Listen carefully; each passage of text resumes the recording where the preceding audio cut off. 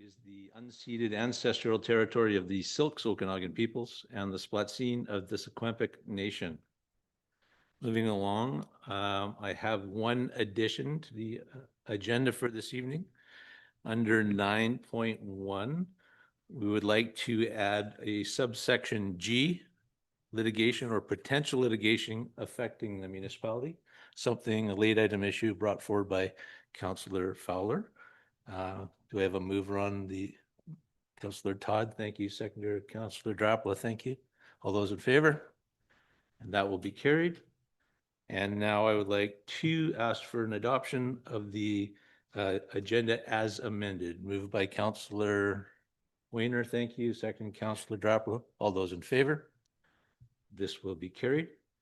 And looking for an adoption of the minutes that the 26th of May 2025 minutes of the City of Armstrong regular council meeting be adopted. Moved by Councillor Todd, second by Councillor Valstar.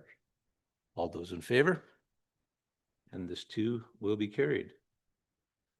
Starting off this evening, we'll be considering the annual meeting and the report for the 2024 annual report and budget.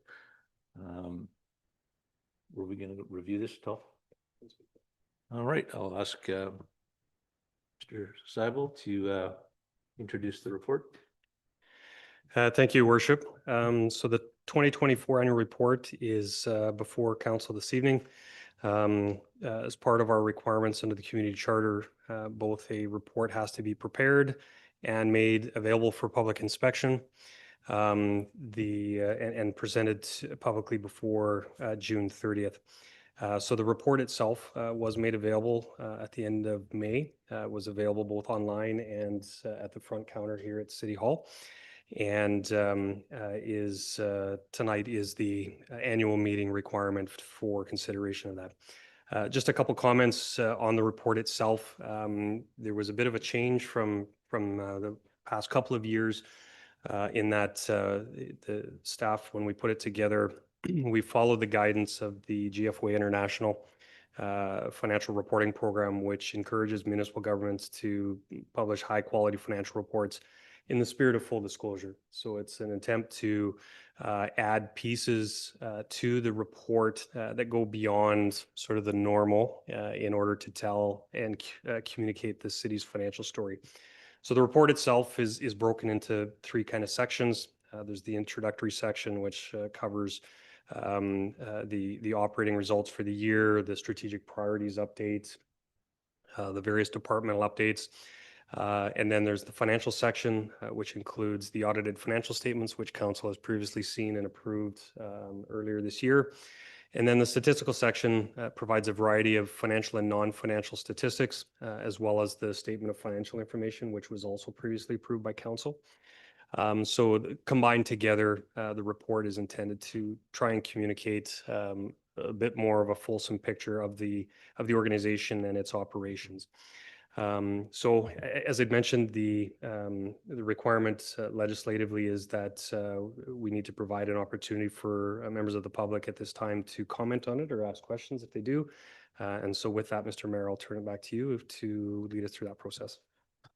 Thank you, Mr. Seibel. I will now open the floor to members of the public who may have any questions regarding the 2024 annual report.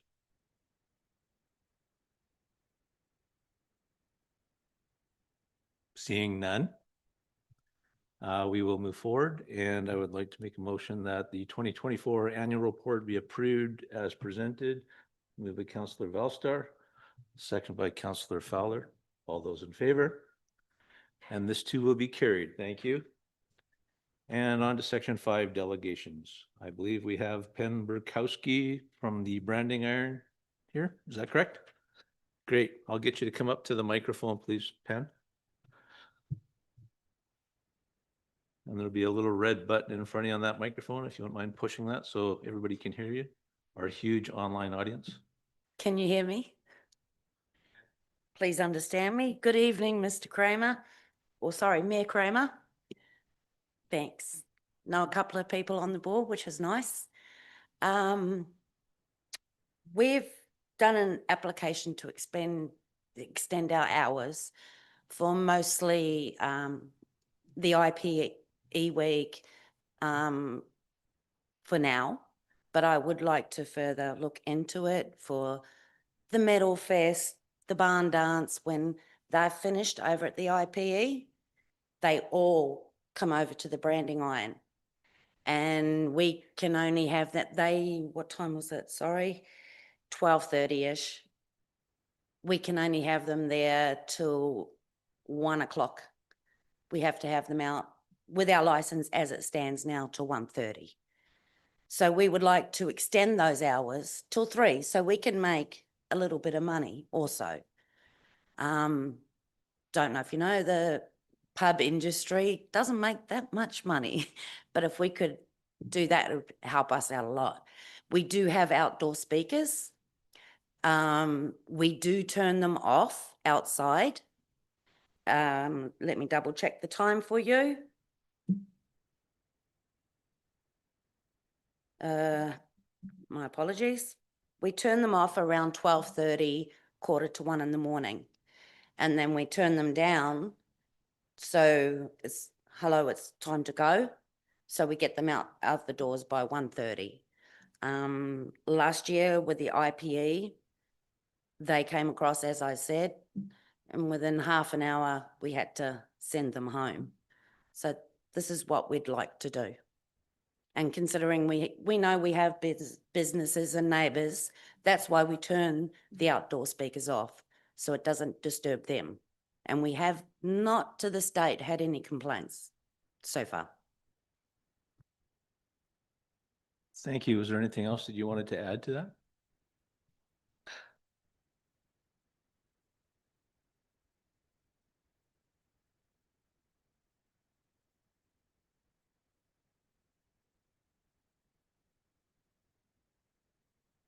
I do wrong.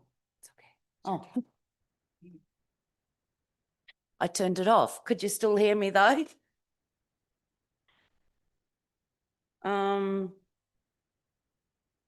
I believe that's all. Thank you very much. I'm going to ask council if they have any questions. Councillor Feller. My light's on. Hi, Pam. Thank you for your coming and spending some time with us at council meetings. Not tonight, but sometimes it's kind of lonely in here, so that's cool. I'm just curious, you mentioned that they come pouring into the pub at 12:30 and your license only lets you serve until 1. So Yeah. Sorry. serve till 1 and out by 1:30? Yes, okay. like we call for last drinks. What is it? 12:45 a.m. So that way they get their last drinks and they mostly know they have to be out the doors by 1:30. If it's 20 to 2 in the morning, we're okay as long as they're leaving. Okay. Yeah. Thank you. I'm sorry I had to ask, but I haven't frequented the pub at 1 o'clock in the morning for a few years. So that's my bad. I'll let other people have a chance to speak and then I have something else to ask. Thanks. You bet. Councillor Weiner, thank you. Yeah, thank you for the presentation my curiosity is you have an outdoor patio at the Branding Iron, correct?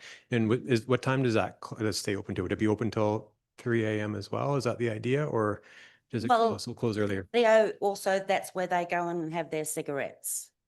So we can change that if that needs to be done. You don't like them on the patio having their cigarettes at, I would say 2:30 in the morning, because I want them out the doors at 3. Okay, so currently it's open late, and ideally you'd want to keep it open if possible. Correct. Okay, thanks. With the music off. Councillor Feller. Thanks. So I don't really have a problem with this. I don't live downtown, so it's not going to affect me. I hear the noise from the fair sometimes, but not necessarily from the Branding Iron. I do understand that things can get a little tough with some of the occupations and businesses that we have. I'd be willing to give this a shot for sure. My only concern is that if the the better job that is done about trying to keep it quiet in those last couple of hours, probably the better opportunity that you'll be able to have another chance at trying this. So I would say that I'll vote in favor of the hours, but I would suggest you try really hard to keep the noise down. That's the only thing. So there's not a lot of homes in the area, but there are some apartments and there are some people that live down there. So just kind of respecting that is my only concern. So that's it. Councillor Velster.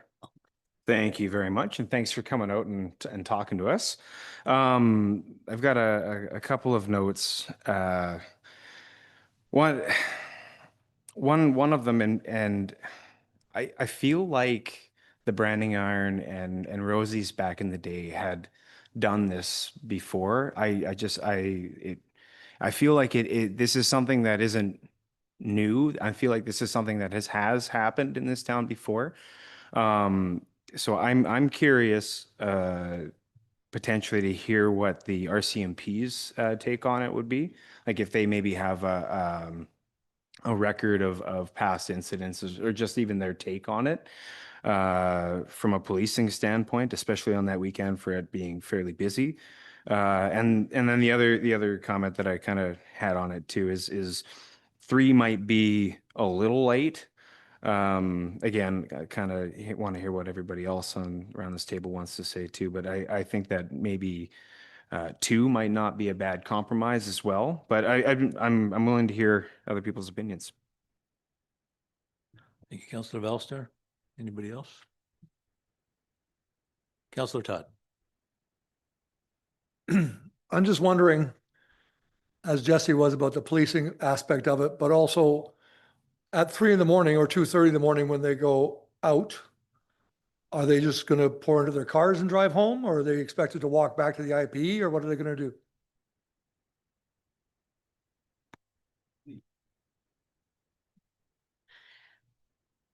We do have a lady that does shuttle. So we display it at the pub 24/7. We suggest they use her. They leave their cars there sometimes and they'll come back the next day and get them, or they'll get picked up by a family member a lot. We have not had a lot of trouble with the police at all. Yes, they monitor and I appreciate that. But as far as our customers, they've been pretty respectable. I've not even on one hand have I had any trouble with the customers, but there is that option with the shuttle. Plus, I've seen it. They're on camera. I come in the next day, their cars are still there. Or because their friends have either picked them up or their family members either picked them up. Does that answer your question? Yeah, well, the onus is on you guys not to overserve as well, correct? Sorry? It's up to you not to overserve as We well. have to not overserve. And then if we feel that they've had too much, we cut them off, make them drink water. Councillor Velster. Yeah, just to, I know from my experience back in the day at the Branding Iron at these particular events, a lot of people are either local or they're part of the event. And so like usually they're camping in the area or that kind of stuff too. And so I see what you're saying. I don't want to fuel up a bunch of people to raise a ruckus in town, but I'm not really one to comment on that. So Councillor Fowler. So back in the day, I was president of the IPE and we did a lot of work with crowd control. Our biggest crowd control problems were after the dance closed. And I remember conversations with security and with the RCMP about the faster you can get them off the grounds, the better it is, because there's just lots of fun hiding places and lots of problems getting into. But in those days, they wouldn't go back down to a pub. They would go up into the park or out onto the streets. So it seems to me that it would make more sense to have an opportunity for a place for those that haven't finished partying to go down where it's still in a controlled environment and probably speaking out of line because I shouldn't speak for the RCMP, but back in the day, that's what they were looking for was a, you know, kind of that crowd control, divert them to where they can be carry on and having fun and one spot or two if there's two pubs. Councillor Dropla. Thank you, Mayor. Just maybe a clarifying piece for me in terms of the process. So have you made the application already and you need council support for that application or, and then is the, okay, Laurie? Through your worship to Councillor Drapula. They've made application in the LCRB portal, but then it comes to us to consider. From us, they're going to need two sets of approvals. So one would be council support for extending the hours and this is a bit of an unusual one because it's not a formal amendment to their application. And then the second piece is they'll need to amend the noise bylaw. Yeah, like the IPE does every year. So our anticipation was that we'd bring you back a report that outlined the requirements and then you could consider it at the next meeting. Perfect. That answers my question. I would prefer that if there's a report that could come back. So I'm in favor in principle, but would like to see that report come forward and wondering also about just the temporary nature and if that applies to the liquor license or not in terms of just being able to make an approval for that specific time or if it's kind of an all or nothing application. Thank you. Councillor Weiner. Yeah, thank you, Your Worship. Yeah, my question was along the same lines. I just, in my mind, I was wondering if it could fall in line with an adjusted special event permit or because of the checks and balances, but it sounds like that's coming forward. A temporary in nature was kind of my same mindset. So I look forward to seeing that report. Councillor Todd. When I read this originally, and you know, full disclosure, I live on a street that everybody's going to walk by on when they come out of the bar, right? So I was not for this at all because I thought, well, that's just carnage. But it would be up to you to make sure it worked if you wanted to do it again next year, right? So I'm not as against it as I was this morning.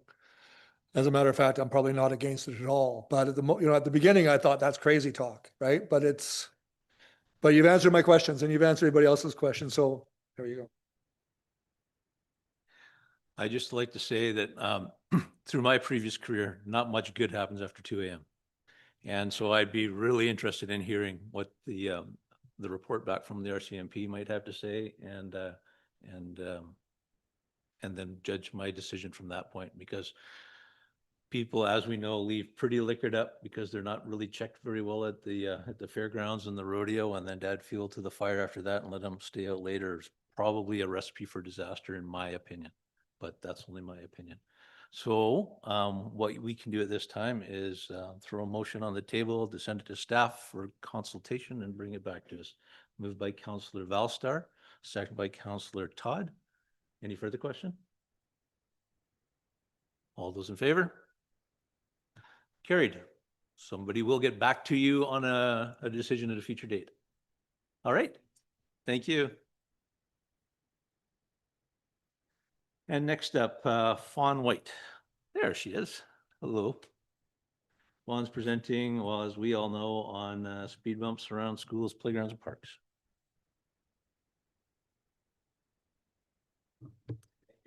Hi. Good evening, Mr. Mayor, and council members of Armstrong and Spall. My name is Fauna White. I'm a mother, I'm a registered nurse, and I'm a resident of Armstrong. This is my friend Robin Holm. She's also a resident and mother of a child that was recently injured, as you all might know. So first, I'd like to thank you for letting me speak today to raise the voice of the collective concerns that were raised for some of our community members. I would like to also apologize for some potential misinformation that might have been in my delegation. The link that I had found is no longer available, so I'm not sure that it was really a credible source when it came to the 30 km/h speed zones in effect 24 hours a day. that was to take place in July. So I'd like to just scratch that from the table. And I think it was false information. But despite this misinformation, I'm coming to you tonight to raise concerns about the traffic speeds around Armstrong Elementary and middle schools, as well as the parks. Over the last 12 years, my family's lived in Armstrong on the main road, and that runs along the school grounds by AES. I've seen people drive at considerably excessive speeds above the posted limits during designated hours of school hours, as well as outside of those hours. And over the last 12 years as a resident, I've had 2 children go to these schools. There's been numerous mornings and afternoons where even walking my child to school, there's been negligent drivers driving distractedly, well over the speed limit. On several occasions, there's been drivers that didn't see us until it was too late, and they say, "Ooh, sorry," and they just keep going. That terrifies me as a mom, especially with a child that's young, not necessarily spatially aware, and walking to school on his own. I, along with many other residents, are scared to let their children walk to school alone, despite even having a cross guard on duty during school hours at AES. I'm not sure about Highland Park. We don't have one. Right. Okay, so even the crossing guards are seeing people blow through these posted signs. They're distracted and unaware of their surroundings and the little people around them. I've almost been hit personally twice. I know somebody who's also been hit in certain intersections in this town before. And then outside of these school hours, people are driving at excessive speeds with zero awareness, and kids are going to and from these grounds at all hours of the day. So I'm coming to you today with a request to help make our schools and playground zones more safe for children and pedestrians. I hope that you guys will consider the benefit and risk reduction efforts of traffic calming measures around schools and parks in Armstrong based on all of the evidence that I submitted for my delegation. I'm coming to you asking for 24-hour a day, 7 days a week, year-round 30-kilometer-an-hour speed limits. I'm asking for speed bumps. I'm asking for appropriate signage for indicating these speed bumps around all elementary, middle school, and parks. These measures have been adopted in several cities, internationally, nationally, locally, and even provincially. The most recent towns and communities have been Fernie and even Lake Country that have adopted these measures. I've provided many resources supporting the evidence to show that these methods are effective in improving the safety of the pedestrians and young children. It also reduces accidents and improves driver awareness. Evidence has shown a 74% reduction in traffic speed by installing speed bumps. Interior Health Authority has actually promoted the Vision Zero project, which is working towards the same initiative that I'm asking for. They have adopted this project, and like I said, most recently in Fernie and Lake Country, and it has been proven to be quite successful in surrounding communities. Although we do see some positive effects of those white posts on the intersections of Pleasant Valley and Rosedale and Rosedale and Okanagan, they're not completely effective. Even though they are strategic to slow people down around corners, they don't slow people down when they're going straight. Things that are going to slow people down are speed bumps. Unfortunately, there's been some people who have raised other voiced concerns saying that we need increased RCMP presence. We need more traffic signposts. We need speeds, like whatever they're called, speed control signs. These aren't necessarily always possible or fully effective. We can't have RCMP sitting in our school parking lots 24/7. It's just not possible. When the RCMP are not there, then people are right back to speeding. When they are there, people do flashing lights and people slow down. Then once they're past, they continue to speed forward. I know that one of the most common concerns raised during my petition was, what about the snowplows and how is this going to affect road maintenance? There are several effective options that are safe, effective, and efficient for year-round traffic control. Some of them being installing rounded or tapered bumps instead of angled ones to help with the snow blades, ensuring speed cushions to allow the emergency vehicles and snowplows to straddle the actual bumps themselves, or making them out of flexible rubber so that the weight of the larger vehicles like the plow and the emergency vehicles can actually compress them so it's not as difficult to get over. Strategic placement of signage indicating the bumps is also going to allow the snowplow crew to raise their blade when it's time so that it's not going to impact the bump itself or damage the equipment. They can actually also adapt plows, so I've been told, to make the blades adjustable or float. And then they have come up with mapped traffic calming zones as well. In light of the recent events in which Robin's daughter was unfortunately hit and ejected from her stroller and sustained injuries, action to ensure the safety of our children should not be delayed. What if this was your child or your loved one? You'd feel the same. I have a petition that I did submit the link for. It has over 500 signatures on it. Over half of them are Armstrong, Falkland, and Enderby residents. That's, I think it was like, I counted 275 or 280 were just residents of this city. As a mother, as a nurse, I've seen senseless preventable injuries happen to lots of children with motor vehicle accidents. And I'm begging you guys now to act before someone else is severely injured. Thank you for allowing me to speak and share my concerns on behalf of the community. That's it. Thank you very much, Fauna. I appreciate it. And it's something that's dear to everybody sitting at this table's heart and everybody in the community. I'm going to open the floor first to council, and then I'll have a few words myself. Councillor Velster. Thank you so much for coming out to talk to us. People drive too fast on all of those roads. So yeah, I definitely appreciate the amount of energy, passion, research, just overall effort into like everything that you've done so far. And like, I really appreciate everything that you're bringing to the table, and I'm very excited to hear what the rest of council has to say, and staff obviously has to weigh in on it as well. But yeah, I'd like to see people slow down with permanent measures as well.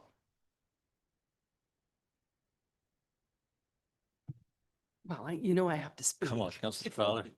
First of all, you looked like you were nervous, but you did a really good job. You did a really good job. I'm sure by now you've talked to people at City Hall, and you know that we're working on our traffic safety plan and implementation. And so that, I don't know if that's going to speed it up because we're on it already, but thank you for coming and expressing so eloquently without pointing blame and without, ranting and raving. I think that delivery touches the heart a lot more, but no, we're working on it for sure. Thank you for coming. Councillor Drapala. Thank you. I agree with what's been said already. It's something that we need to address within the community. It's something we've been talking about for a long time, and that's kind of why we got the traffic safety studies started. I think, like personally, I like the idea of the 24/7 speed zones in the park and the schools, and I think we've seen speed humps or tables work in other communities. So I'm looking forward to seeing what the traffic safety study says and what staff's recommendations are from there. But I think you have support around this table. Councillor Wayner. Thank you, Your Worship, and thank you for that presentation. I learned a lot actually about, I've been to presentations and talked to different vendors before, but just about the speed cushions and how they worked. I'm curious to hear from staff at a later date and their perspective as well. I drive those roads every day with the children around. I've been to accidents around the community with involving pedestrians, and I can assure you that is very close to my heart. And I share the same interest as Councillor Drapala. I'd like to get moving on things, but we need to make sure we have a full perspective and all of the stakeholders to make sure that we have all the information. And I hope to see that soon. Counselor Todd? We got our hands slapped pretty hard when we put those opinions up on those streets, but I think this changed people's outlook on that because they realized it was only for safety purposes. We weren't just trying to, do something for something's sake. But you're 100% right. There's a million reasons people can find not to do this, but there's only one to do it right, and that's to save lives. And there's no reason not to do this. So the faster we can get it done, the better. But like everyone says, we do have that, there's, as I said earlier today, the wheels of government grind slowly, but the best we can do is speed things up. So you do have everyone supporting here and in the room, obviously. There's no reason not to do this. So let's see how fast we can do it. I noticed, just as a simple aside, there's only one sign that says 30 when you go past the IPE building. And if you don't see that turning onto that road, you're at the school before and you look down, you're doing 65. And if you're not from here, you don't realize it, right? So same thing on Rosedale. There's one sign up the road there and then there's nothing until you get to the other end. So simple things we could fix right off the hop, I think.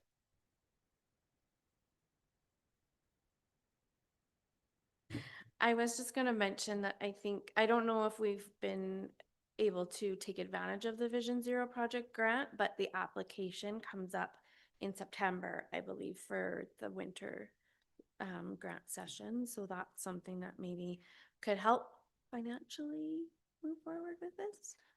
I have Counselor Nietzsche's come into our meeting late. I just wanted to see if he wanted to speak on this topic.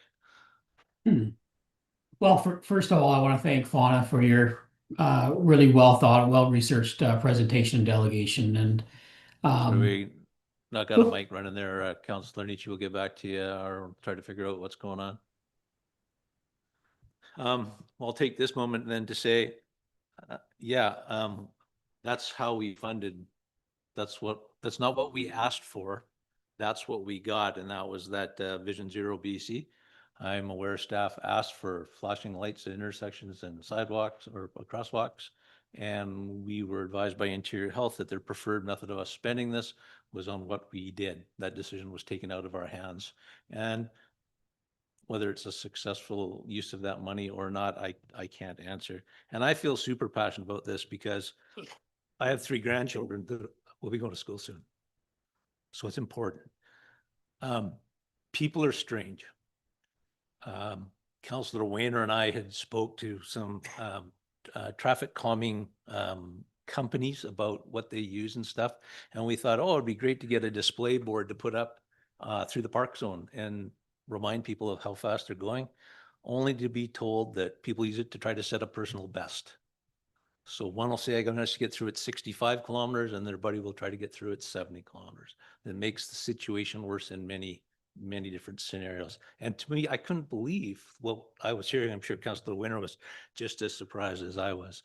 So I think the question is what to do. And I know staff is working diligently on here. A lot of these incidents that occur are as a result of one-off bad driving, people paying attention. And we can't be punitive to everybody that lives in the community because 99% of us are diligent. And so we have to take all these factors into consideration as we move forward. I think we all agree something needs to be done, but it's identifying what we're going to get the greatest impact, also with the least issues with the truck drivers, the professional truck drivers that are going through our community. We have hundreds of trucks a day, and you put speed humps in, that affects all their riggings on their truck and does damage and wear and tear. And so we got to figure this one out, and it is with staff. And I don't have the answer, and I'm looking forward to an answer, and I'm looking forward to spending money to try things because it's important. And on that note, I'm just going to pass it off to Trevor. He's got a bit of an update that I think he can share with you.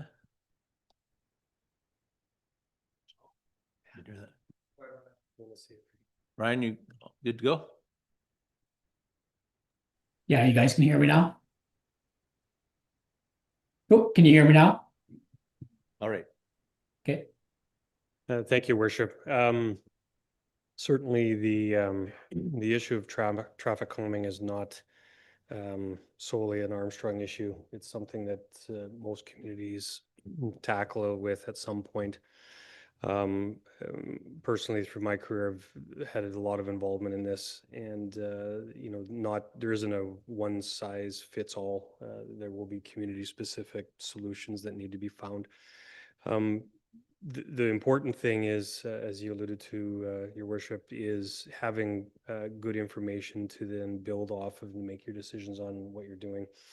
I apologize for the way this is going to sound. The fortunate part about what happened with the most recent incidents is we were already underway with gathering some of that data.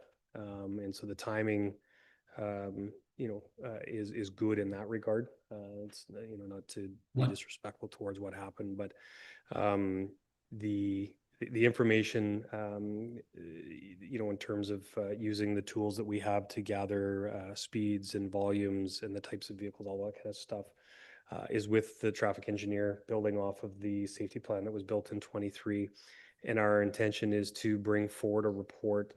We're targeting our next council meeting to be able to do that, to start the conversation that will share the data from that specific section of Wood Avenue. And that'll allow council to look at what was going on, and some recommendations from the traffic engineer for considerations of projects. Some are easy, some may be more difficult, i.e. if we need to put in actual hard infrastructure that may take a little bit more time, but it'll at least cover off some recommendations based on the data that was captured and acquired for that. So we're hoping to have that at our next council meeting. That's what I've been pushing our staff and the engineers to get, so that we can start that conversation with council.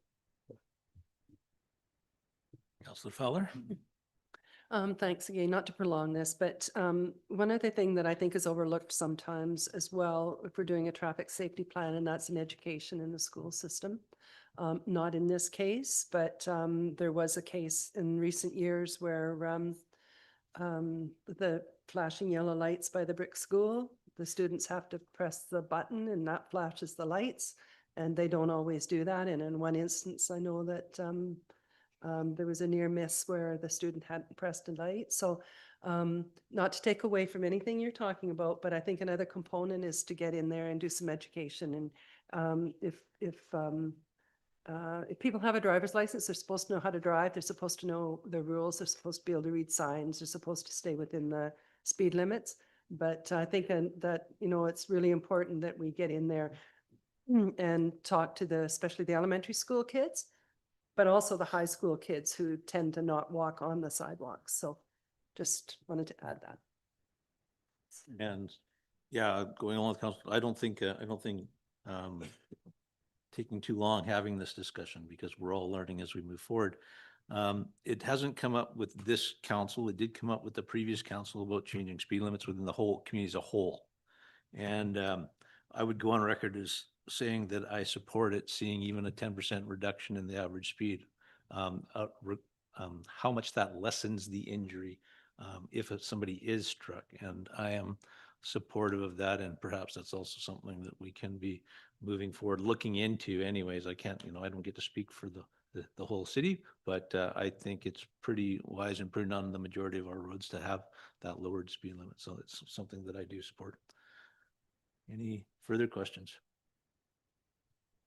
Thank you very much again for your presentation. It's true to all of our hearts, and we will find a fix. It might take a while, but we'll find a fix. Thank you, councillors. Thank you, Mayor. Okay. All right. Next up, presentation of reports, corporate services regarding ministerial meetings. Trevor, you gonna handle that one? Yep, thank you, Your Worship. Just before I jump in, I understand Councillor Nitchie may have fixed his problem, so maybe we want to test this again. Checking. Can you hear me No, now? still can't hear him. My apologies. Okay. Okay, then I'll jump right in. This report, Your Worship and Council, is just to get some direction on which, if any, ministerial meetings that we should be putting in request for. The window is now opened up. It closes beginning of July. And I'm a little bit late to the party, being new to the organization, so just trying to get myself caught up on things. I've indicated the requests that were put in last year and the nature of those. meetings that took place. And so I'm looking for a little bit of direction here as to, what council would like to see staff put in requests, recognizing that we're obviously beholden to the province, and whatever requests we put in doesn't necessarily mean we'll get them. But again, had put forward a recommendation just based on information that I had, but I'm looking for some direction from council on what you'd like to see me activate. Thank you, Mr. Seibel. I don't think that it would hurt in any way to talk to the Ministry of Environment and maybe the Minister of Municipal Affairs ongoing, as they were the one to start the funding of this project. And last year we were able to talk with BC Hydro. See, that's a little bit different than Minister of Energy, but yeah, any other thoughts on there? And what the purpose would be with those meetings? That's the key, right? Councillor Fowler. Yes, we were was talking to the chair from CSRD, and we're concerned about moving our rail trail implementation forward. We're going to have a meeting on Wednesday at Regional District, and I'll be talking to her after that, but I don't know if that would be through the Regional District. I know that there's a couple of communities that are ready to have ministerial meetings on that on their own, so it depends, I guess, on whether the city is getting as antsy as the rest of us. But we need to, we have $15 million that needs to be spent, and it's supposed to have been spent in September of this year. We got a 1-year extension, but we're not any closer to finishing off the construction of the trail. So, so I'd like to put that, I don't know when you're going to send in your application, but if we could wait till Thursday, then I'll have more information about what we're going to do on that particular one. Okay, thanks. That would be with the minister, also with Land Commission. I would be with, yeah. Yeah, I would think that there was discussion of having a ministerial meeting with Lana Popham with agriculture, but also the Land Commission. So, but I can do some more verification on Thursday. Councillor Todd. I think both those recommendations plus Shirley's are excellent. I think those are those three we could certainly hammer down and get a FaceTime at least, get chatting again. I mean, Absolutely. I just don't want to be wasting a minister's time. If we have something to deliver or an ask, I think it's appropriate, but to go there just for the sake of having a meeting doesn't help our cause or anybody else's that's trying to get time with them. So moving on, either other side of the table, any comments? I agree that those are three worthy meetings to have, even if we don't have a direct ask. I think making sure that they know that we will have a direct ask in the future and kind of lining some stuff up for that conversation. Thank you, Councillor Drapla. So did you get any information through your telephone? Yeah, sorry, I was just checking with Ryan to see if he had anything there, but he's not. He's thumbs up. All right, so then we will require a motion that council requests ministerial meetings at UBCM with the Ministry of Environment regarding electroflocculation, Ministry of Energy and Climate Solutions with the BC Hydro impact on our projects, and the Minister of Agriculture. Once again, like I said, it was the Ministry of Municipal Affairs that granted our seed money for this project, but that's all been enveloped now under to Minister Callan, and he's got housing in his portfolio and chances of getting a meeting on that land, I'm going to suggest would be slim to none. So I think that's probably adequate. Yeah, I think the $50 million grant was a federal grant, but definitely agricultural minister and land commission for sure. And we'll see what the other rail trail people have to say. Can Great. council hear me? So somebody move that motion. Councillor Valstar, thanks very much. Second, Councillor Todd. All those in favor? And this will be carried. Thank you, Mr. Seibel. You have your direction. And then amendments to the 2025 budget. Is Terry presenting this? Yes, thank you, Worship. Terry Martins will be here to provide a update on this report.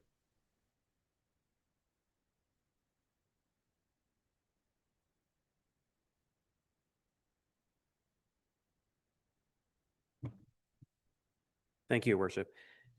So before you is a report in regards to several budget amendments to the 2025 financial plan that are required for a variety of reasons. As council knows, every year after a financial plan is adopted, there are situations that come up that require some amendments and tweaks to that financial plan. So some items have already been approved by council and are not in this report, but I am presenting 6 specific amendments that are required. So I'll go through them one at a time here for you.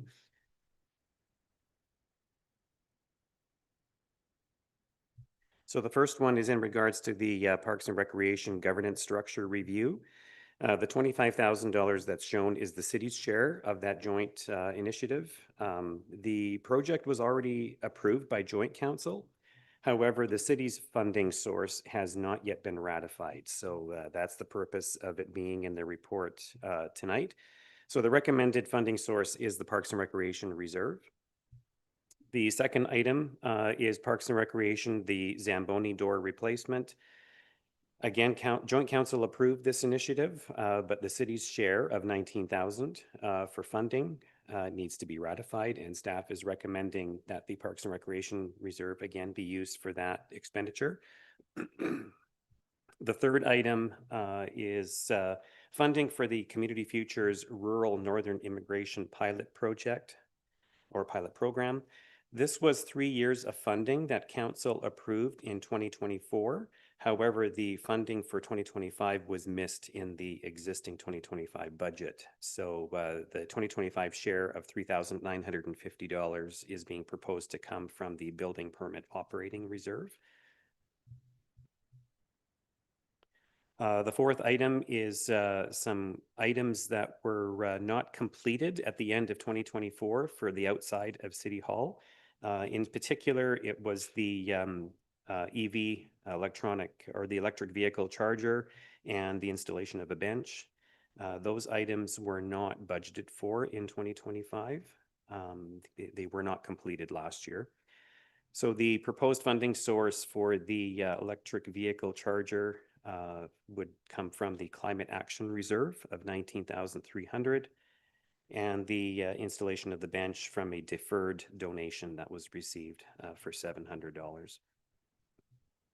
The next item is a grant that was approved by the province partway through 2025. This is the Indigenous Engagement Grant, where the province gave us an additional $42,000 in addition to the $40,000 originally provided. So a budget amendment is needed to authorize the spend for this additional $42,000.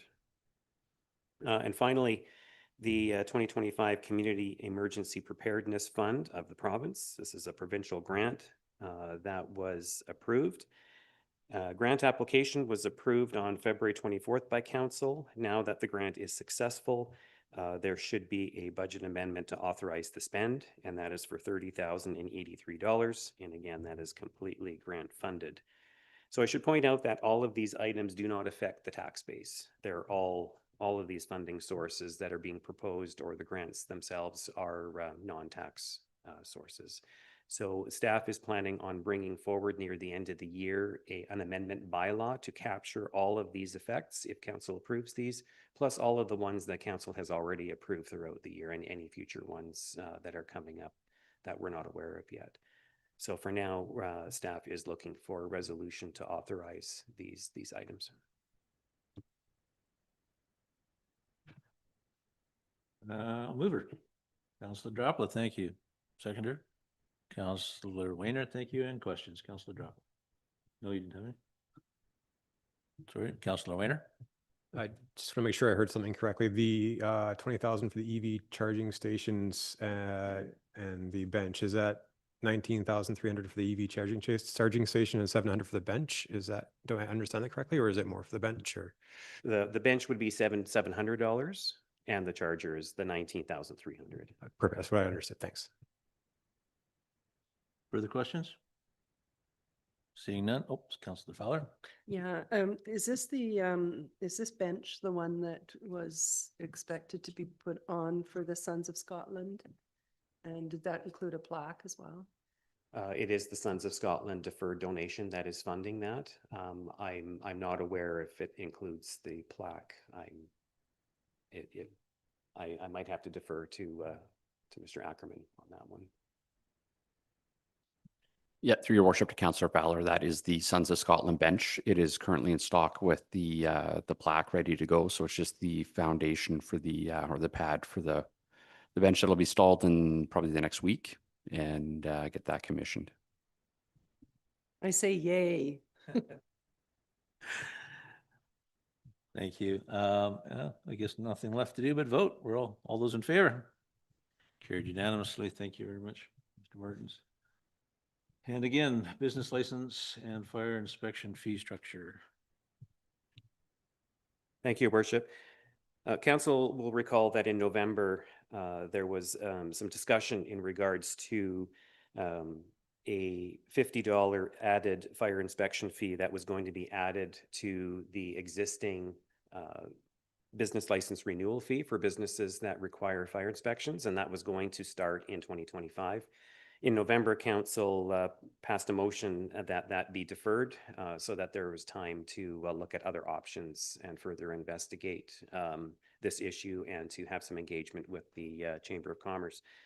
So before you is a couple of options that staff is presenting. But first, I want to provide some background on this issue. Currently, all business license renewals are $83 per year, and that is for businesses that require a fire inspection and those that do not require. So businesses that require fire inspection, obviously, those would be businesses that have public attendance. Those that do not require it, those would be some home-based businesses and contractors.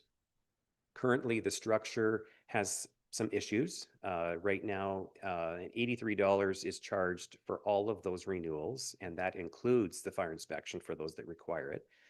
The fire department is not benefiting from the fire inspection at all. Fire resources are being used for doing fire inspections, but there is no revenue for the fire service. So it's an inequity that needs to be fixed. As well, businesses are paying the same whether they need the fire inspection or not. So there's some anomalies there that need to be addressed.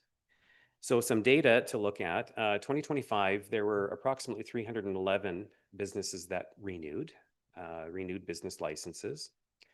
Of that, 195 approximately require annual fire inspections, whereas the remainder do not. So more than half require fire inspections. The vast majority of those are considered small offices or stores where fire inspection is less than 30 minutes per year. So minimal, very simple. Approximately 25 locations have more complex situations where it's a complex building or a very large building. So staff is proposing that the fire inspection fee be separated from the annual business license renewal. This will enable the fire service to benefit from that revenue. It will also enable the Township of Smallamachine to claim their share of that revenue. Currently, the township has a separate fire inspection fee for which the city benefits for our share of that. So it is prudent to have a similar structure in which it is separated. In doing so, the fee for business licenses the cost for maintaining the current business license program is minimal. So the city is in a position where if a separate fire inspection fee is levied, the business license revenue could go down and still recover all of the costs associated with maintaining that service. This would alleviate the need for a sharp increase for businesses that require fire inspections. So what is being proposed is two different options. Staff spoke with the fire department staff and talked extensively about what is required for fire inspections. So the first option is where there is a fire inspection fee that is graduated based on floor area of the business. And the Up to 5,000 square feet, it is estimated that there's approximately 165 locations. So under that option, staff is suggesting $50 for the fire inspection fee would cover up to half an hour's time for that annual fire inspection. Medium-sized businesses, so this would be between 5,000 and 20,000 square feet. There's approximately 10 locations. Staff is suggesting a fee of $150 to better reflect the cost of providing that service. And there are about 15 locations where the square footage is over 20,000 square feet, and a fee of $250 would be appropriate for those locations. And under that option, the business license renewal fee for all businesses would be $35 per year. So in this situation, those that do not require business or fire inspections, the fee would go down annually from $83 to $35. So a substantial reduction for those businesses because they just don't need the inspections. For the vast majority of businesses that do have a need for an inspection, it would be a minimal change. It would be $35 plus the $50, and that would be $85, which is $2 more than what they're paying right now altogether. But there would be a substantial increase for those complex businesses where substantial time is required from the fire department to do those safety inspections. The downside for this option is that there is administrative burden in order to estimate and come up with square footage of each building. The positive of this option is that having that graduated system does allow for better cost recovery for the fire department. So the second option is similar to the first option, except it does not follow square footage of buildings. It basically just divides businesses into basic and complex. Basic would be all of those businesses where it would be no more than 30 minutes of inspection per year. And again, $50 per year. And all other businesses would be $225 per year as a lump sum. And again, the business license renewal would be $35. So under both options, there would be a net revenue loss to the city, unfortunately. The only way to alleviate no loss in net revenue would be to increase business license revenue with that separated fire inspection. And that might not, there would likely be a reaction from the business community in doing that because that would be a sharp increase for most businesses in 1 year. Staff did communicate with the Chamber of Commerce staff with what a model could look like under this kind of a system, and there was general support from the Chamber of Commerce. They are aware of the fact that we do need to change our structure. So staff is recommending option 2, that it would be the basic and the complex, where businesses would be divided appropriately. And that would be starting in 2026 renewal. Thank you, Mr. Martins. There is a motion on the table. I have a mover. Councillor Bellstar, thank you. Second, Councillor Todd, and I'll open the floor for questions. Councillor Todd, let you go first. Is this still exempting the home-based businesses and contractors? Home-based businesses and contractors. So if there's no public attendance, then under this recommended action, it would be $35 per year. No, they wouldn't. They would see a sharp reduction. Councillor Weiner. Thank you, Your Worship. Just to clarify, we just put it on, we're going to vote on the second recommendation, option 2, correct? Yeah, just make sure we clarify that. Okay. So, and my other point was, so it sounds like small machine charges, I think as part of their business license, they charge $100 flat fee, correct? So regardless of it's Toco or one of those large places that might be multiple days, it's $100 flat fee. So I think this is probably a better representation of what it probably should be as option 2. I'm all for this in terms of fairness, just to keep it maybe in the backs of our minds, some of those other sites that are multiple days that might be worth discussing at some point. Councillor Drapala. Thank you. Just being at the school and not having business licenses, were there any ways that we were recouping the cost from places like the schools in town for those, like were we billing the school district or no?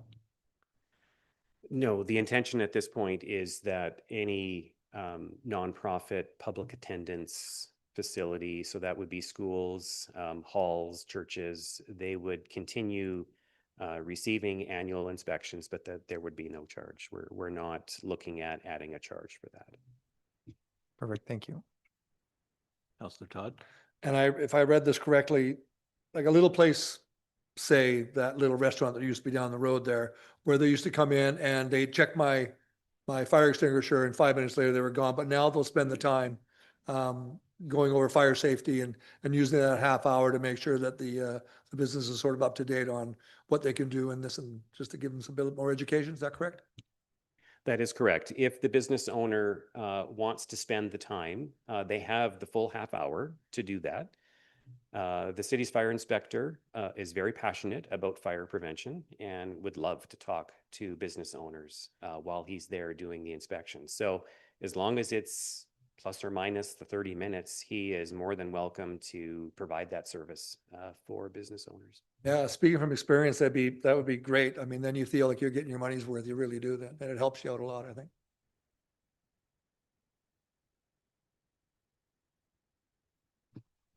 Any further questions? Seeing none, I'll call the vote. All those in favor? And that'll be carried unanimously. Thank you.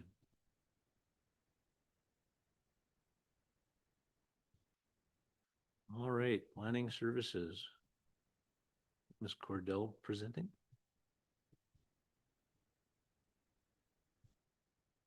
Apparently. Checking.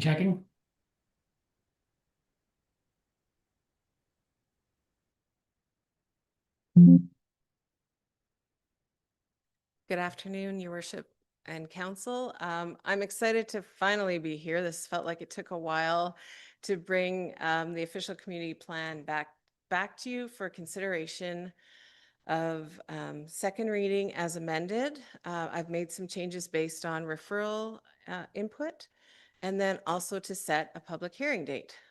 It feels like a exciting kind of big step, and we're finally nearing the finish line. Just for background, we did send the referral out on January 2nd, 2025. It went to the Okanagan Indian Band, School District 83, the Regional District of North Okanagan, Township of Splatsheen, the Agricultural Land Commission, CN Rail, and BC Transit. Referral responses were received from the Regional District of North Okanagan, Township of Splatsheen, Agricultural Land Commission, BC Transit. And then we also received a feedback from the Okanagan Collaborative Conservation Program, who I just happened to be meeting with about 2 weeks ago, and they're working on a provincial program that it seemed like we needed to just kind of slip it in before we missed our opportunity. We did provide extra time for a number of our referral agencies. And I guess at some point we just decided that enough time had passed, and so it was time to move on. I'm just going to quickly highlight what some of the agencies said. You guys have the table in your package that has all the big things. From the Regional District of Okanagan, North Okanagan, they were quite positive. They talked about how the regional context statement and the official community plan supports the regional growth strategy. And they have said that we basically have adequately addressed the regional growth strategy policies and land use designation. And so they were happy with where we are on the OCP. And I think that came from the Regional Growth Management Advisory Committee. BC Transit provided comments in support of many of the policies in the plan. They want us to continue to work together and keep developing with density near transit nodes, improving our active transportation, and prioritizing improving our transit and the needs of those users. They did not provide any comments that really required changes to the official community plan. They were more just reflections on how we can continue to work together. That's interesting. My apologies. Township of Spalmachine offered comments supporting how we can continue to collaborate and cooperate together as we have historically. They did request a number of changes to refine our wording and add some consistent language. So where we talked about something in shared services on Parks and Rec, they were asking to add it to fire to kind of make those, carry that same wording. So we've made most of those minor changes. The only things that we haven't done is we haven't created a fringe development permit area. Instead, we put language in the existing development permit areas to work together when there are developments on the boundary. The Agricultural Land Commission has lots of recommendations around buffering. I think it'll be more important to work together on the review of those applications. Additionally, there are very few parcels of land on the fringe that really are developable. So it's a big, kind of a big thing to create for such a small impact. Additionally, they had requested some specific wording about the water modeling to be included into the official community plan. We felt like it was a little bit too detailed and more tied into the water agreement, which could change during the OCP. So we didn't include that water wording.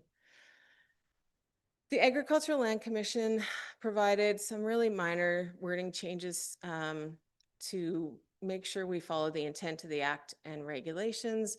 They did things like go from agro to agri, and when we're talking about agro industries, it's agri, and I don't know. So we just went with their changes. There was nothing concerning. They had some minor tweaking to the map, which we fixed. They appreciated how we have some strong support for agricultural and our agricultural land. The one thing I think that we didn't do that they asked for was they wanted us to create a real strong exemption for farm practices from any need for an environmental permit. But in my past world, I know that farm practices are still subject to environmental legislation, and I didn't feel comfortable with creating that exemption. Just to really focus on agriculture, we changed rural lands to agriculture and rural lands. I guess in a lot of OCPs, they want the agricultural land completely separate, but we've merged it together with the kind of more country residential lands. Splatsheen provided information on Splatsheen's interest and the city's responsibility to check in with them and to consult within their traditional territory. They were very supportive of strengthening partnerships and continuing to work together. I had a phone call with their staff. It was really great. We kind of walked through a bunch of stuff. One of the recommendations that they made for the plan was that we conduct an archaeological overview assessment, which is an AOA, for the whole community. So I've included that in the official community plan, but it doesn't talk about when we're going to do it. So that's something that we'll have to come back to with our priorities. And they indicated that they wanted to continue to collaborate on art, signage, and events to have more Splatsheen presence in Armstrong and to improve relationships and continue conversations. So I did tweak the wording to strengthen that a little bit, but no major changes. So the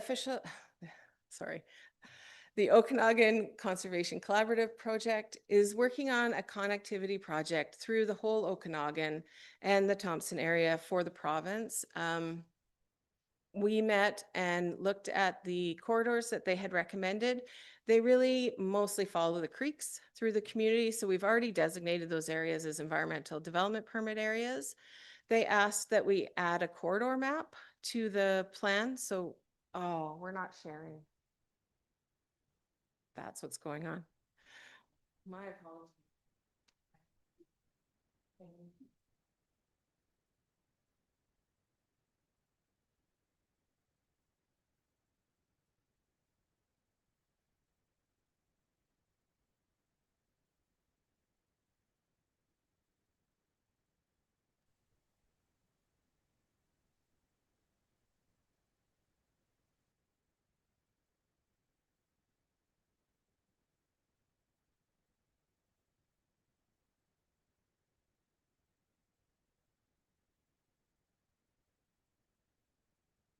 My apologies to Councillor Nietzsche and any of our YouTube viewers.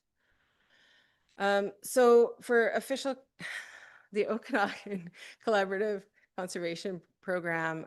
They gave us a little bit of additional wording. The wording that we had was pretty strong already, so I've made some tweaks and more specific language in there. Other changes were super minor. We added the land acknowledgement that council has endorsed, and then we also put general acknowledgements at the beginning of the plan. That was a blank spot in the plan at first reading. And then we did some really minor typos and editorial changes.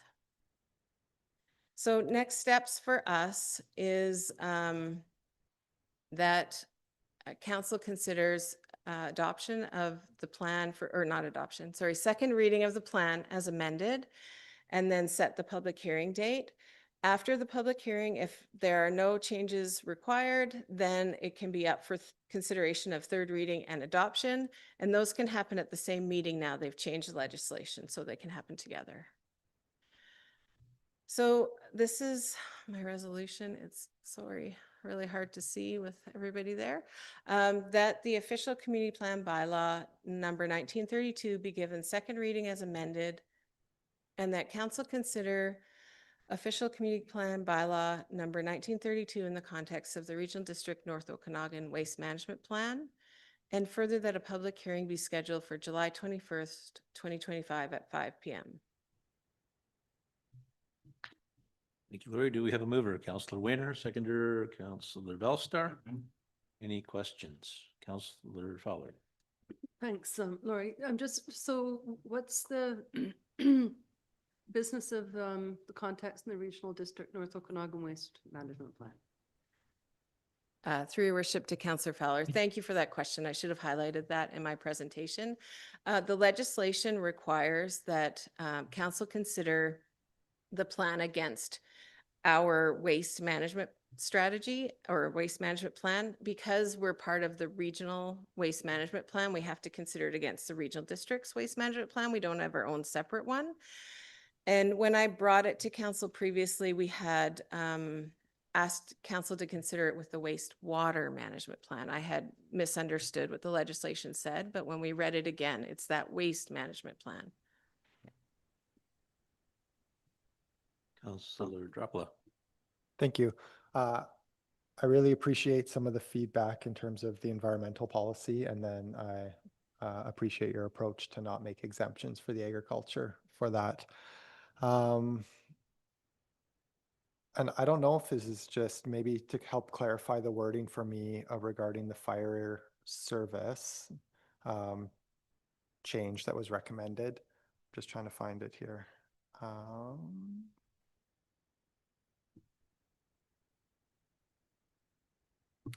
So the recommendations from Spell Machine was continue to work with the Township of Spell Machine on asset management and upgrades for jointly owned Armstrong Spell Machine Fire Department facilities and infrastructure.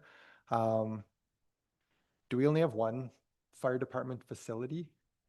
It just says, okay, it's just the plural nature of that. Would it be more appropriate to read the fire department and shared infrastructure or something? I don't know. I don't know if I'm being too nitpicky there, but I can make that final correction if we just assume that's included in the amended version. If you I think it more closely reflects the infrastructure and facilities that we have. So I would appreciate that. Anybody else? Councillor Nietzsche, we're all good? Can you hear me now? Councillor Nietzsche, you're still broken. If you wanted to, you're giving Okay. the thumbs up then? All right, thank you very much. All right. One more try. Yeah, we got the thumbs up. We got the thumbs up. We're All good. All right, so I will call the vote. All those in favor of the recommendation carried unanimously. Thank you for your hard work, Lori. And next.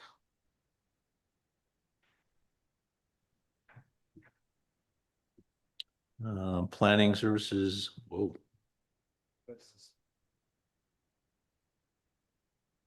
Regarding 3305 Smith Drive, Askews. I think that's where we are. Yep.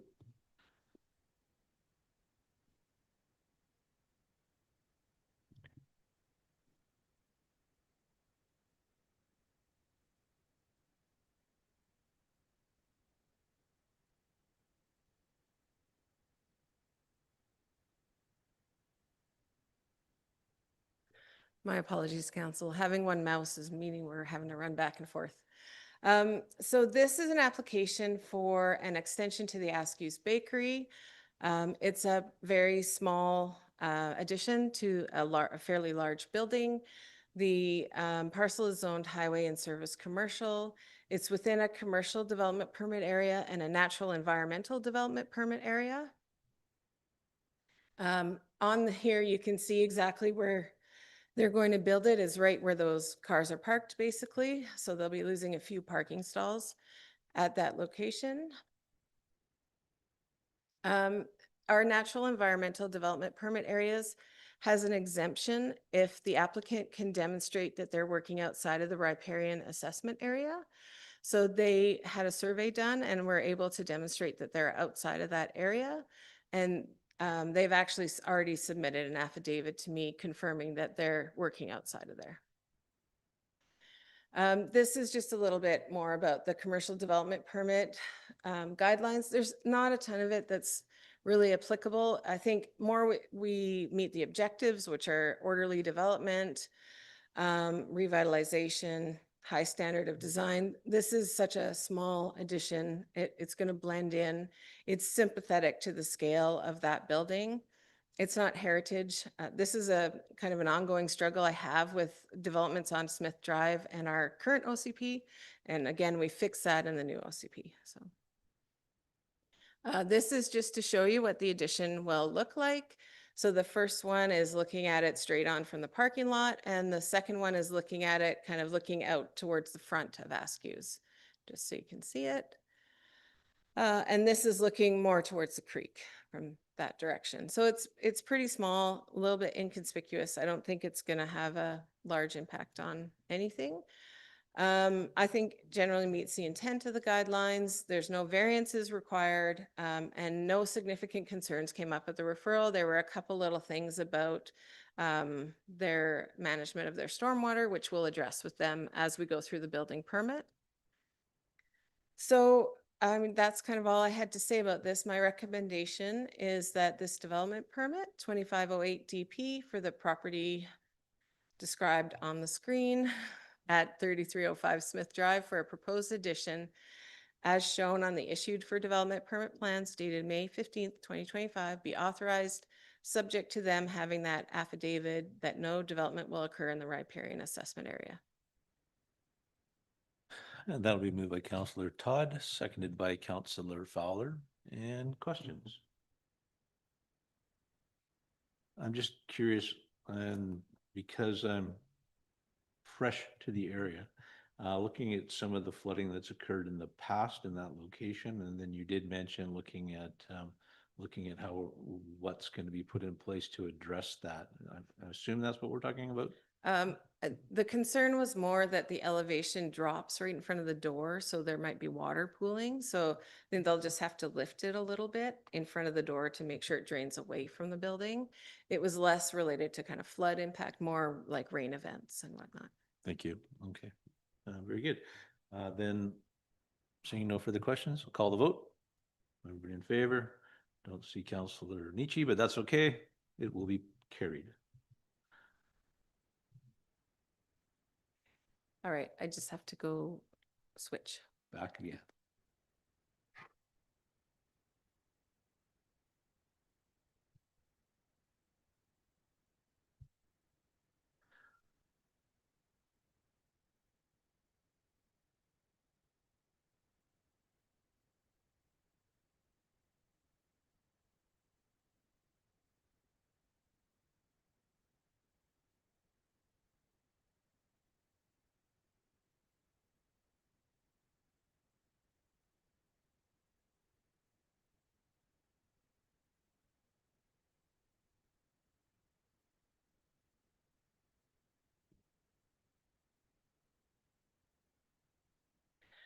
All right.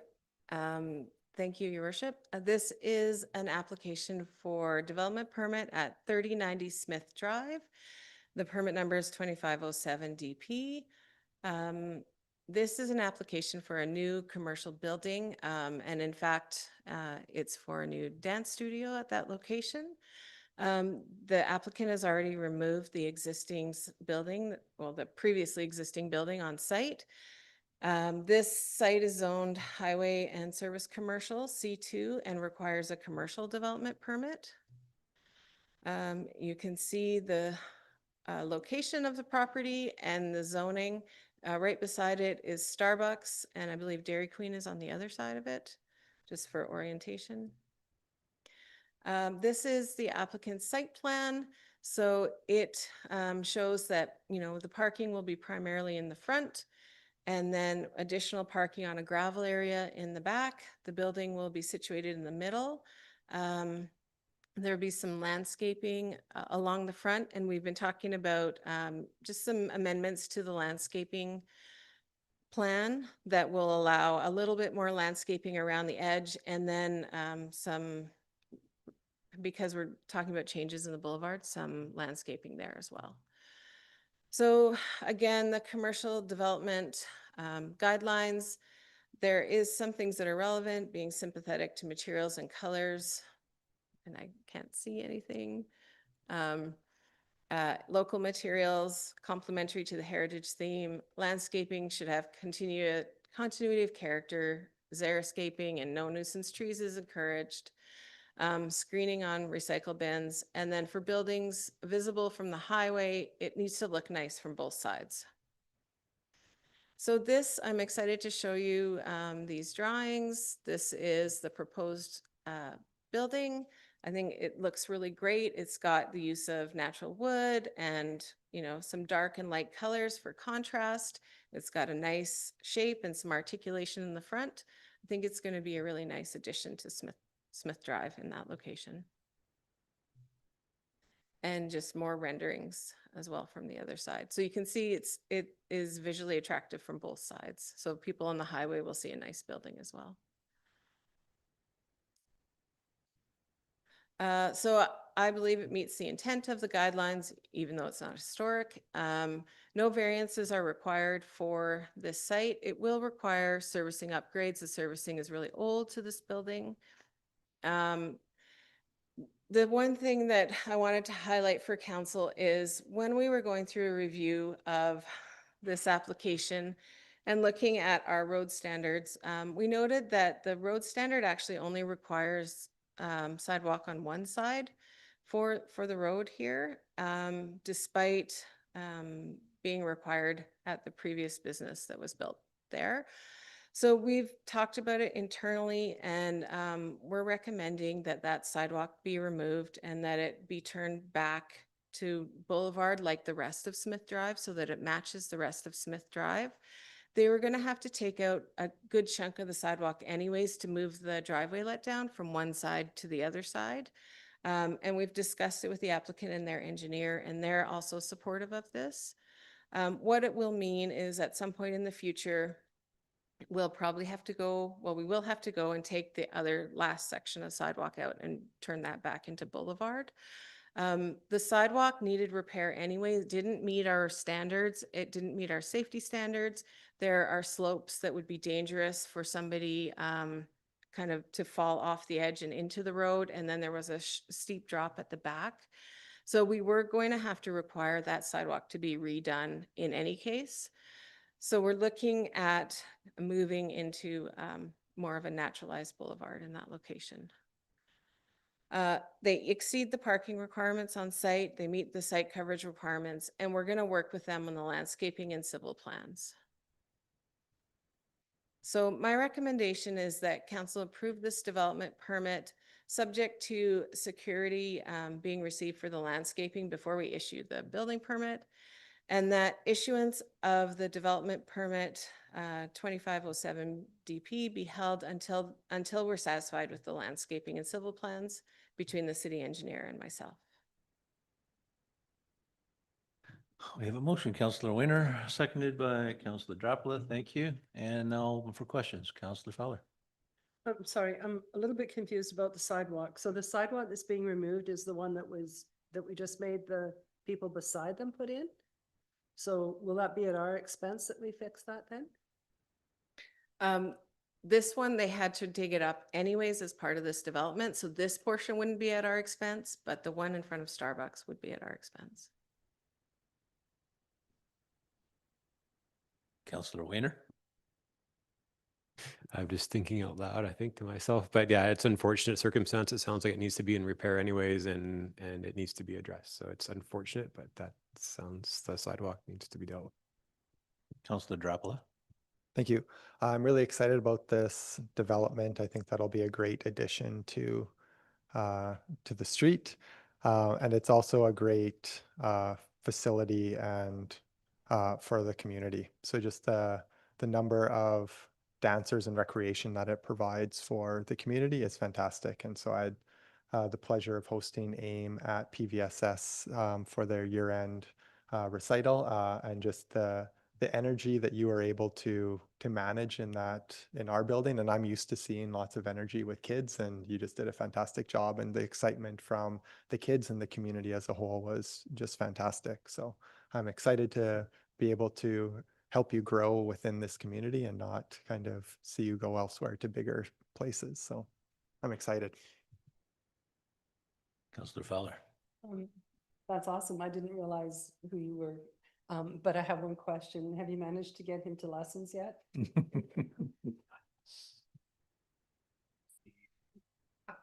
I just, I could rock the bumblebee outfit though. Yeah. I'm supportive of the development, 100% behind it, but I'm really struggling with this sidewalk issue.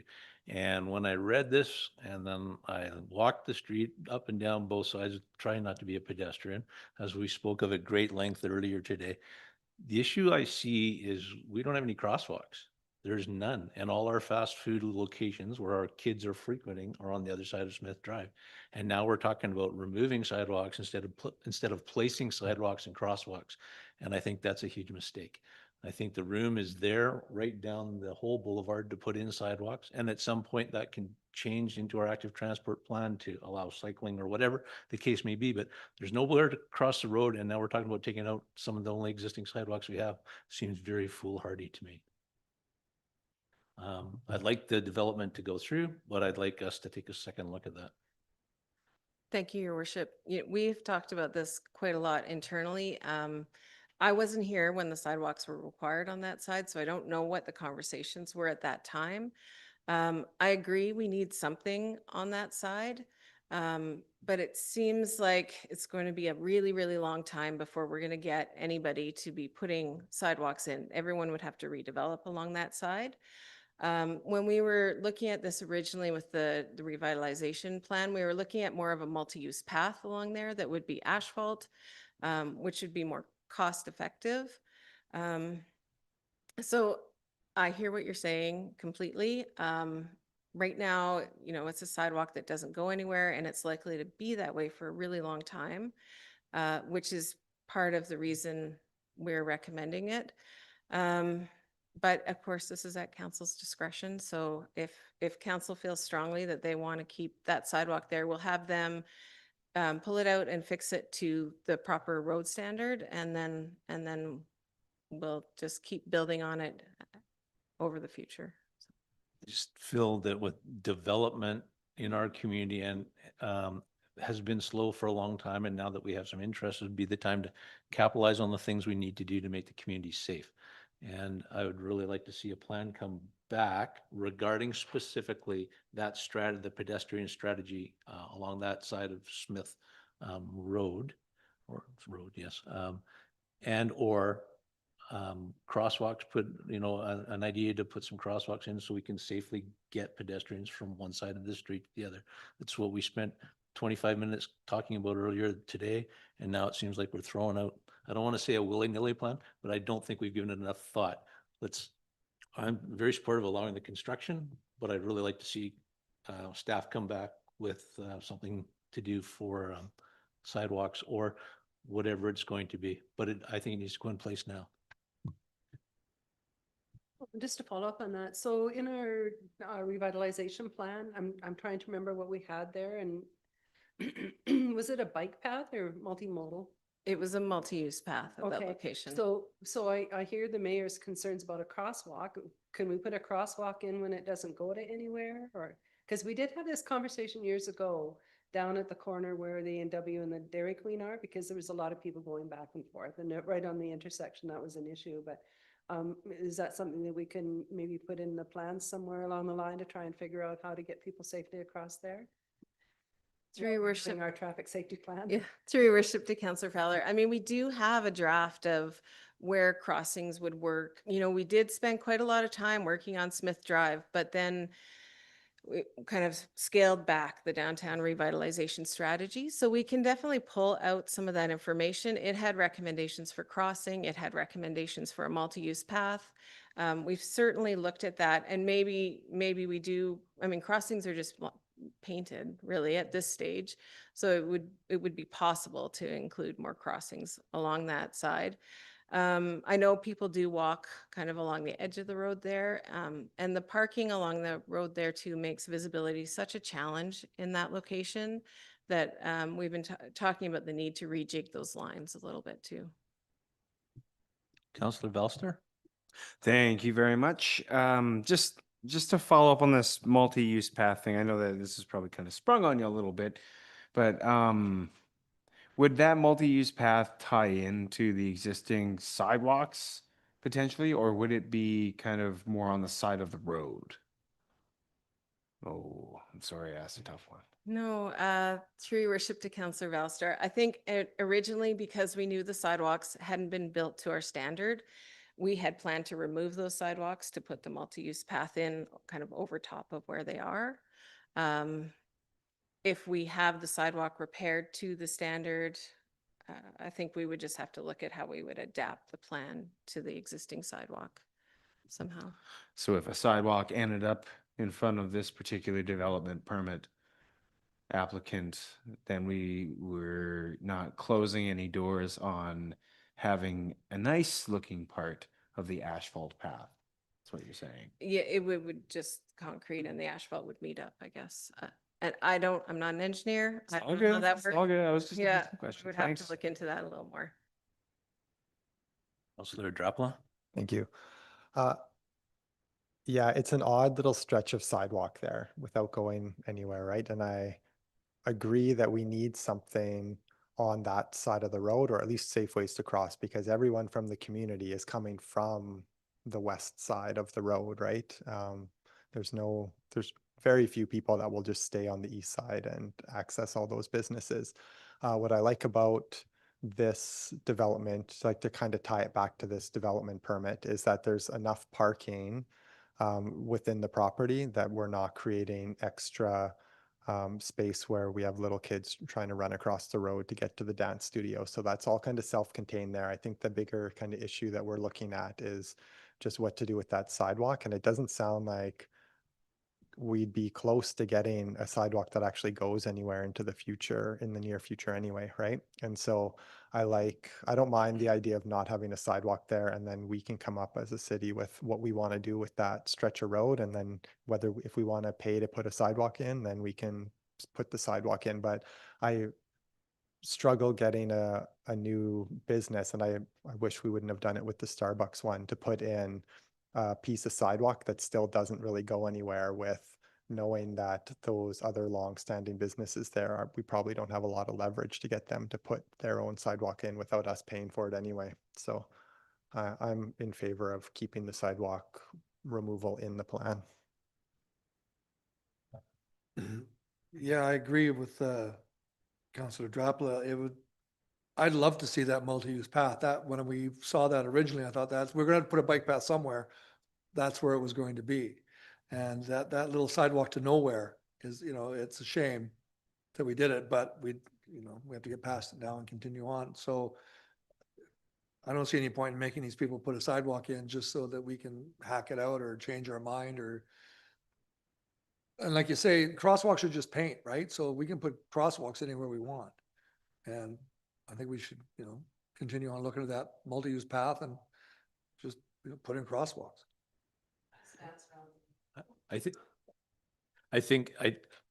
I don't object. What I want is a plan, so we know what's going to happen moving forward. Because when you come around the corner at the gas station, there's a sidewalk, and then it goes to a bus stop, and then it goes to a set of trees, and then a very long driveway that would not be necessarily safe for pedestrians.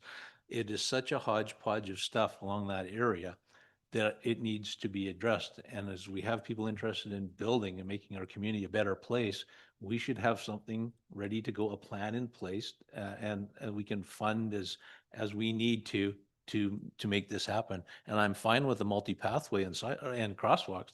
That's great, but it's a plan. Currently, we have no plan, and we need to have a look at that. That's, half the other side of the face of downtown, right? See, I thought that multi-use plan was the path, was what the multi-use path was the plan, right? Because we passed that, transit, multi-walking active transportation plan. We passed that, so I assumed, to me, that was the plan all along. And the sidewalk to nowhere was just an aberration, I think. Councilor Wayner? Yeah, thank you. I think as far as the plan goes, we have the different sections of the revitalization. I think if we were going to look at an overall plan, I'd just look at that section again and try and narrow that down. I like the idea of not having anyone build that would basically be torn out afterwards. It doesn't make sense to me. So in the interim, having asphalt there, something that we can amend and build into it. And if we want to push that plan forward, I'd be all for that, to vote that section in and to adapt that. But that's how I'd see that moving forward. Thank you. Any further conversation? All right, well, we'll vote on the recommendation as it is. All those in favor? Carried unanimously. And do we need to have a recommendation to have staff bring forward some sort of temporary plan? How can we make this work in the very near future instead of 5 years down the road? Should we have a motion to staff to investigate the multi-use pathway and getting something in place? You comfortable with that? Councilor Winter? I think if we're going to do that, would we not want to look at it as that portion of the revite, or are we thinking that's too, we're not quite there yet? Or if we're looking at an overall plan, in my mind, there is the revitalization piece for that section. So if we wanted to bring that forward, or I think I'd prefer to look at the whole section instead of just maybe a multi-use path. I just want to see something get done. What we have there now looks awful. It's a real hodgepodge of the things. How can we just make this more effective and safe for pedestrians at this time and in the very near future? What can we put in place that we can update later with the active transportation plan, but start getting somewhere today? Councilor Drummond. Thank you.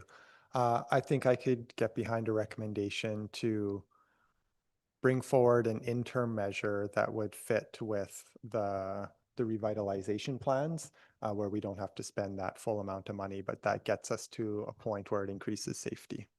So a plan to increase safety that doesn't that isn't contrary to our revite plan.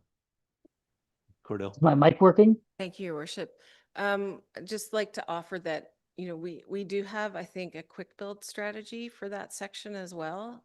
So I'd like to double check that and have a look at it. That's a little bit cheaper than the full build out was. Because we were focused on the downtown core, we've set all that aside for now.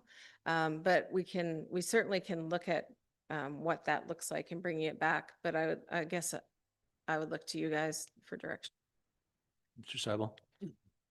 Thank you, Your Worship. I mean, with anything that council considers, it just takes money if you're wanting to spend time doing this, and council will set its priorities for how you want to allocate resources to do things, recognizing that there's always going to be way more things to do than we have time and money for. As I understand it, there is, it's been referred to, there's a multi-use plan that was considered for that area. And, at the end of the day, as Ms. Cordell alluded to earlier, it would just be an allocation of resources for us to enact something if we wanted to change it. And that would just have to become a priority of council to put money into implementing that previous strategy that was identified. And certainly That's not an easy fix, i.e., we don't have a significant amount of money just sitting to enact that. But that's certainly something that can be brought forward during budget deliberations to, if it's a priority of council to put on the books to get something done there. You can prioritize it as such, and we can go through that process at that time. Ms. Cordell? Sorry, Your Worship. Ms. Weiss has just identified that Councillor Nietzsche has a written comment he wanted read out, if we can. So his comment on the sidewalk versus multi-use path is that we should have a physical delineation between the motorized section and the multi-use path as a physical barrier, not just a painted line. And he supports excluding the sidewalk. Off-street parking on the east side will need to be removed to accommodate the multi-use path, which is correct. And then there are encroachments that do need to be resolved, which is also correct. We have some new encroachment agreements with some people that we'd have to work through. And we've been addressing them as they come up. But we would have to look at all of that. And I do think the consultants have a bunch of recommendations. It's not fresh in my mind, so. Councillor Weiner? Yeah, it's just that maybe there might have been some confusion. I just want to be clear that when I look at the overall plan, I don't mean fund the whole thing. I mean, make sure we have that plan that we want to do. And the quick build to me makes sense as far as funding the pieces that we want. But I want to make sure we've looked at the whole picture so that we don't start cornering ourselves by taking up too much space one place or another. So the whole plan is what I want to make sure I have a picture of, and then funding the pieces that are the best benefit, the best return. So would we consider a motion then, having staff bring back to us the cost of, you described it a quick build out? Something along that lines, to create a safe pathway down that side of the street, and what that might look like. Is that the correct terminology, Lori? Your Worship, if you wouldn't mind, maybe we could bring back the plan first and then kind of settle on that. We will have to go out to get estimates for the cost, so that'll take a bit longer. But we could certainly bring back those pieces of the plan and make sure we refine it and get where you're happy with, and then go costing after. Okay, I think that'll work for us, right? So I have moved. Do I have a seconder on that motion? Councillor Drapla, thank you. Any further questions? All those in favor? And that'll be unanimous. Thank you. Thank you for your hard work on this.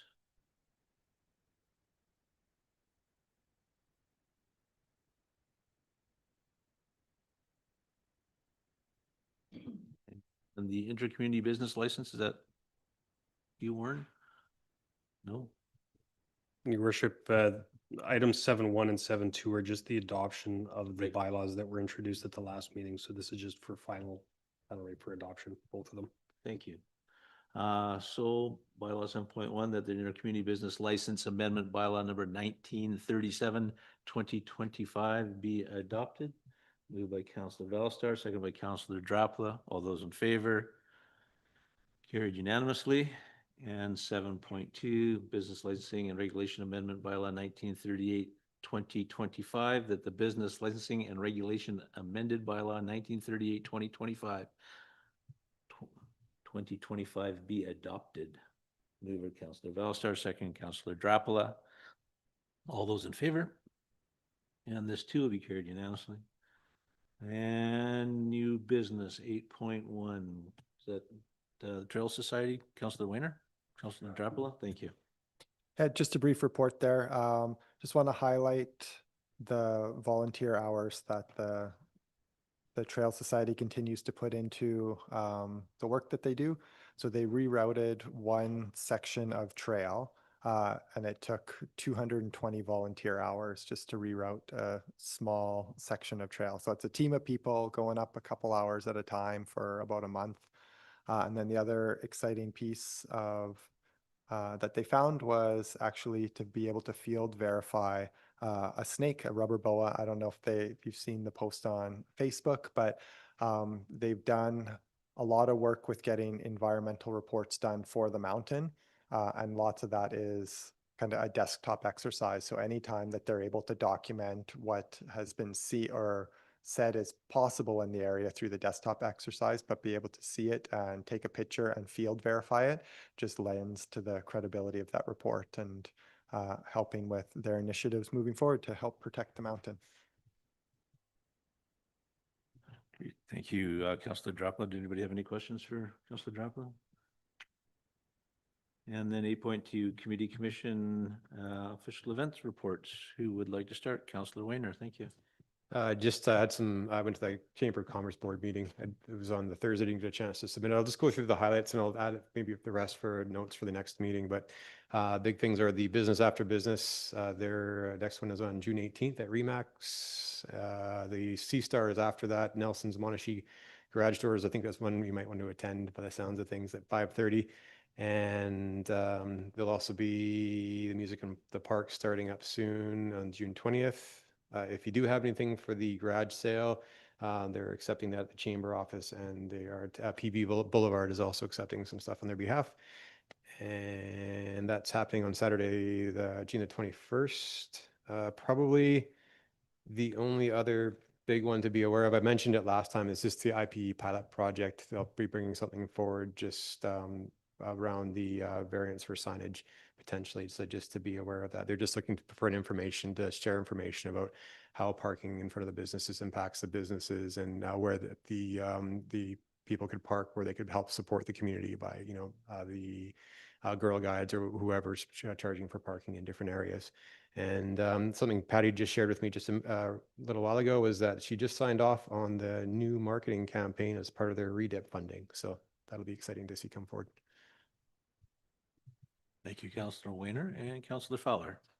Yes, I have the board report for the sterile insect, but I believe it just gets sent. I'm not sure if staff has received it. It just usually goes under correspondence, I think. Did you receive the latest? Okay, I'll see that you get that. Thanks. Sorry, Councillor Valstar, you had a question. Thank you. No question. I was just going to give you a brief Parks and Rec, if that's all right. Yeah, cool. So we had a meeting today, just really high level. I'll start with the not as flashy news. There are things going on with the chiller and they're working on it. And the second piece that's really exciting to announce is that we're moving towards a non-prime rate for dry floor rental.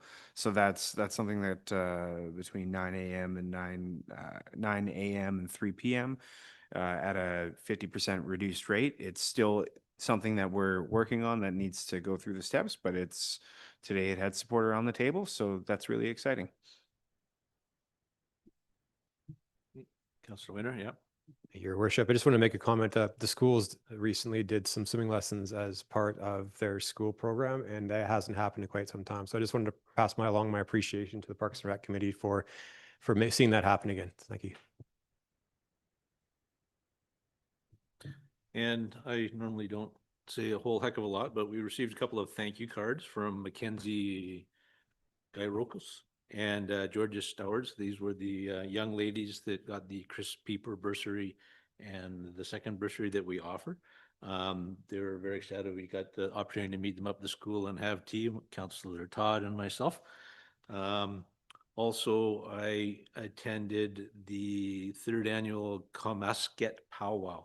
That was awesome. That was just an absolute great thing to do. They got some good things going out there on West Side Road. I got to tell you, I was very happy to have been invited and attend. And also this weekend, Pride in the Park was a great success. Nice to see Councillor Todd, Councillor Valstar in attendance. Others may have been. I just didn't happen to see you that day. Another busy day. And that's it for me. Councillor Fowler, you got something else? I just wondered if anybody was interested in hearing any FCM reports. It won't take me long. Okay, so I know that maybe Ryan's not going to be able to give us a verbal report, but Councillor Weiner will. So I'll just I will not read all of this out to you. There was a couple of highlights to me. Well, first of all, the being at the facility, the Rogers Center, it made the conference seem so compact and the impact of the conference to me was even more valuable because you weren't running out to different facilities for meals and sessions and stuff. The first floor, when you walk in, just this massive, massive room, and you go up a ramp or the escalator, which I took the escalator, take you up to the second floor where the registration is. And there was some meeting rooms, and it seemed a little chaotic the day that we registered, but we got over that real quick. You go up to the third floor, and it was probably the main room. The big lobby area was set up with tables and chairs where you could go into the trade show part and enjoy your meal, bring it back out and eat it out in the other area. I'm getting the two floors mixed up, but nobody's going to know the difference here except Mark. The meeting room was massive, like UBCM. But then when you go up to the fourth floor, there was this little discovery. It was called the Municipal Den. And it took me a day to figure out what they were talking about with Municipal Den, but it was something that was going on all day long. And it gave people across Canada the opportunity to have, I think it was 20 or 30-minute slots to bring up things that were important to them that maybe there wasn't a presentation on or any time to publicly talk about it. And there was sessions in there that, there was one on permeable solutions to help with wastewater flow and flooding and so on and so forth. So that was really a good one. There was some people from Newfoundland that gave a presentation that was fun. I don't know what they're talking about. I just like listening to their accent. But that was going on all the time. And there was also side rooms for smaller presentations. They had BC caucus meeting where anybody from, wasn't BC caucus, it was actually a caucus meeting for all the provinces. So people from your province all got together in one spot. And one of the things I want to talk about, we did have conversations about the value of sending people to FCM. And I just want to say that having now attended this conference in person, nonstop for 3.5 hours, starting at 7 o'clock in the morning for breakfast, which was over by 8, which means there's no messing around. You either go at 7 o'clock or you don't eat until lunchtime. I stand strong that the conversations, the contacts that we met, the higher level of discussions, and the fact that people were in one facility all day long just really added to, I don't know, kind of an upper, I don't know, just like the value, the importance of being at that conference to me just was really important. There was no taking breaks for go for a walk. There was no heading back to the hotel for a rest. You were in it to be in it for the whole time. It was hands down, jumping right in. There's exciting options to capture attention all day long, no interruptions. The three of us, it was like conferences where we used to go, where, there would be a team from Armstrong that were at UBCM or Selga. We'd kind of keep in touch, but we had touch base all the time, go out and do our own things, go to different options, meet back up and talk about it. Didn't do one reception. I know that'll be shocking. I didn't do one reception because by the time you're there from 7 o'clock in the morning till 3 or 4 in the afternoon, and you knew you were going to repeat the next morning at 7 o'clock, it was back to the room to rest up. Bang for your buck, in my humble opinion, including cheaper accommodations than UBCM in Victoria and Vancouver. FCM was definitely worth going to. Some of the people that we met, just quickly, Vancouver Councillor Rebecca Blythe, who took over as the chair of CM partway through last year. There was a vacancy came up and she took over, and she's now the president for this coming year. She's so well spoken. She's so friendly and made everybody feel welcome. She interviewed Mark Carney and just really enjoyable. I got to meet her a little bit. She was with my friend Doug Holmes. We sat down and had a conversation at before one of the meals that we went to, and from BC. And I was really proud to think that, she's our homegrown girl, she's from Western Canada and we're all part of this. Another thing that kind of interested me was the launch of the rural report. Being from the regional district, that was a really important report. We've been talking about it coming for a while. Carol Saab, who is the CAO for FCM, went through that report. It was all about unleashing the potential of rural Canada, concerns with aging infrastructure, connectivity, agriculture, energy, and resources. First priority in this government was infrastructure, It's bridges, roads are falling apart, and it's all about getting product to the market, such as the grains, to various corridors and moving products, transportation, labor and housing challenges in the rural area, succession planning. As we know, a lot of farmers' kids don't want to become farmers. Public safety, wildfires, safe drinking water, and water systems. I mean, it goes on and on, but the rural areas are a real important asset to us, and they have a lot of the resources, and we really need to kind of take this report into consideration when they're doing the finances. Another thing was about bail reform, and they talked about how the people were selling, you know, how they were going around taking copper wires out of things and bronze plaques off of, they're actually taking copper wires from wells, from the oil wells. So there's recognition of fundamental importance of farmers and the production, and it's larger industry than oil and forestry. Remove the barriers. It's about the politics, not the politics. Interesting enough, there was only 4 resolutions. 4 resolutions instead of not getting through all of them in a specified time in UBCM. So they really knuckle down on the priority ones. Did you have that on your list to talk about? Okay, so I'll just quickly. First one was improving access to healthcare in rural Canada, passed with 58%. Second one was strengthening Canada's economy by diversifying tools, eliminating the internal barriers to allow Canadian economy to grow by up to $200 billion. That passed with 96.2% in favor. Number 3 was the future of Canada Post and better utilizing the land.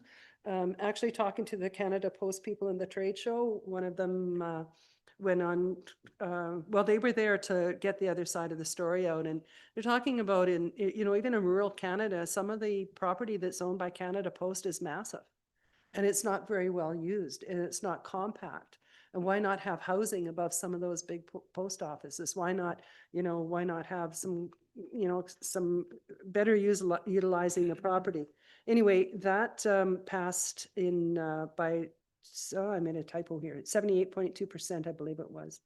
And the last one was strengthening active sovereignty, and I don't know what happened to that. It looks like I missed it, but one of them passed by 98.2%, I think. So people were really into that. I'll let you go ahead.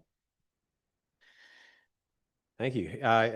Like Councillor Feller, I got a lot out of it. There were a lot of local representatives from BC there, from our area, who were there as well. So it was nice to kind of collaborate and get together, see what their challenges are there that they're bringing forward to at the federal level. Some of the stuff that there was also some U.S. mayors and representatives there as well. So we got to hear some of the impacts of how they're being impacted and how they're working together. Everyone's working together, but it's also how they're being impacted. The Prime Minister's address I thought was really interesting. One of the things that came up in there was slashing DCCs in half. So, but they promised to make sure that there was whole funding in place as well. So I'm curious to see how that may or may not play out at some point. I had a chance to sit down in Lidstone's presentation. There's some new case law there. I've brought up a bunch of notes. I'm happy to share them if anybody wants a copy of them. There was also, I talked to some of the other municipalities, and the petitions actually came up. So how they're dealing with petitions, some of them don't allow for online petitions. Some of them just set framework around that. So they have a policy in place for how they accept and what types of petitions they accept. The municipal den was fantastic. I learned a lot about permeable pavement and permeable pavers, and I thought it was an innovative and interesting technology. Curious to see how it would hold up in snow and freezing temperatures, but maybe I'll hear more about it at some point. The interlocutors, Kelowna was there to share how they're using AI to improve their planning and how they're using it for their fire strategy to monitor fire situations, and they're also using it for a chat bot to be able to address the public. And I had Another one that I went to that was interesting was amplifying the voices of our community in a crowded media workshop. It was in French, and I got to listen to it. The translation was interesting. The big thing there is in knowing what your brand is and being able to get your voice across. The message there was you're more or less at war to get your needs heard by the government. So it's constantly trying to update your information and saying, just sharing how counselors are in a lot of ways that voice, that PR, and how that can get across. And yeah, and just doing what your brand is. Another workshop on being on time and on budget. An interesting talk from one of the presenters there, just saying that a lot of times things are done inefficiently. They're overbuilt, and we're transferring the risk over to the private sector, which is increasing and inflating the costs for us. So just things to be aware of. They had all kinds of strategies to deal with that. And ironically, I actually was sitting next to a planner for another municipality on the way back from a flight, and he was telling me about all of the things that I learned at the on time and on budget that he was already aware of. So I'm pretty sure our staff are probably already aware of it as well. My personal notes is that what I noticed is that there was a demand, I think, across a lot of the different politicians to change the way we're doing things, to change business, to change the way we're handling finances. And there is a strong desire from the business sector and the business community that they need stability. They need things to stay the same because they can't plan, they can't work on that. So it's being mindful of that and being aware of the changes, I think, that we ask for and that we put in place and how that impacts the business community. One big thing that I heard over and over and over again was to have shovel-ready projects available and then watch for opportunities for funding. They're looking to get homes built. I think every level of government was agreeing to build homes, but they don't seem to agree on how they want to do that. So I think once that aligns, they're looking for infrastructure projects to carry that forward. There were lots of underlying comments about the use of artificial intelligence. I've had lots of conversations about how different places are using it. There was a vendor there that was sharing how they were using it for their communication strategies to grab information to be able to, for staff to be able to put templates together quickly and easily based on our bylaws and our information. By and large, what I'm getting from that and from other conferences I go to, obviously with the security hat in mind and privacy hat in mind, is that we need to people need to get on board with how to use artificial intelligence, or we're going to get steamrolled, I think, by lost opportunities and inefficiencies. Yeah,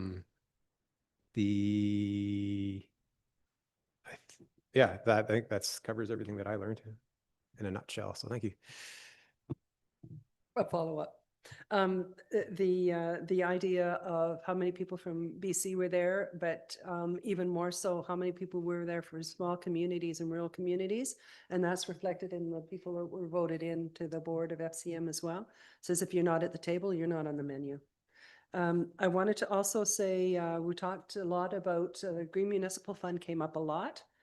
2025 largest ever allocation of funding, $100 million more than last year, providing Canadian municipalities with access to much needed capital through grants and loans. Is that where we got did we get a loan from FCM? Environmental Green, I'm sorry, for FCM, the Green Municipal Fund? No? Okay. Well, just take note. Also, I wanted to mention that Louise Wallace-Richmond from Salmon Arm was reelected to the board on the Sunday. She had a resounding vote. I forget how many votes she got, but the room that we were in was the room that the BC caucus was in. I think about 200 people from BC. So there might have been about 150 people in there, and she had, like, I'm going to just exaggerate, like 148 votes. So she got in there without any problem. But I wanted to say the rural people, talking about the rural people, Geraldine Kirk got back in, and she's from Fort Fraser. Susan Hewitt got back in, and she's from Caslow. And Trish Mandawa is back in, and so is James Wong. But I have one last thing. I spoke to Tyler Bannock from the, he's a municipal manager of public affairs with CN. Sorry? Oh, I told him how exciting it is that we're doing our downtown revitalization, and at the same time we're doing our planning and comes along the CN and puts in these great big ugly arms and the buildings. And I said, I understand that's all progress. It doesn't have anything to do with what we want in our downtown core. But we do have two metal buildings that shine like a beacon in the sun, and they attract the vandalism for the graffiti. And I said, is there anything in your programming that we could do to cover those up? Like, can you do some shrink wrap? And he said, well, what were you thinking? And I said, well, I'm down the valley. There's all kinds of structures that have got shrink wrap on that we just kind of blend that building into our surroundings a bit. And he says, well, I'll tell you what. He says, we have the dimensions, but if you get the dimensions and if you get an idea, give me two options of what we would like a shrink wrap to look like in a downtown core. He says, you got it. And he followed up with an email when I got home. And so it's tyler.bannock@cn.ca, and they will pay the full cost.